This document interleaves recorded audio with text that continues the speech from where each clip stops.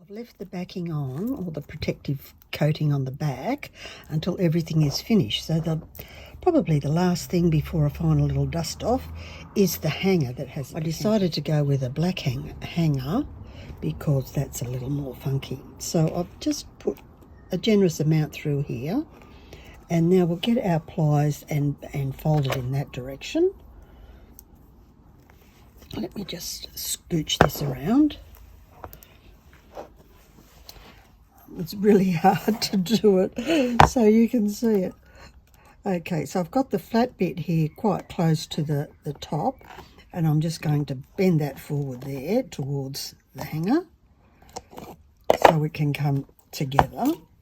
And now I want to bend it in that direction so I can do the wrap. So I'll grab it here. I'm not putting a swivel on this one because I don't want to be looking at the back particularly. I want to be able to just see the front.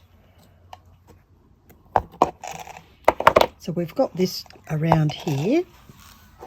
Excuse me trying to make this visible to you. And now we just want to wrap it. And you can wrap it as much as you want. Just trying to get rid of my hand out of the way. I'll have to bend it for you so you can see what's going on. Okay, so because it's nice aluminium wire, it's very easy to wrap.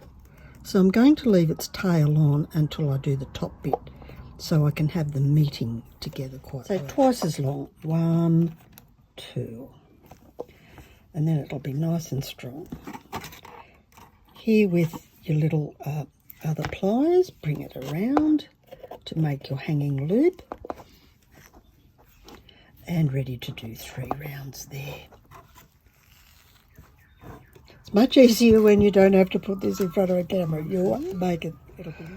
And I do need to do some straightening up. When you've got this in front of you, you won't have to do as much of this straightening up as I've had to do. Cut off the tail bits that you don't need. Might put the cuts actually at the back.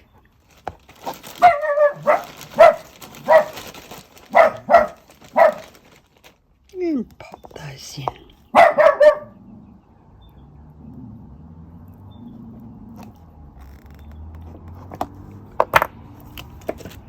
Whoops.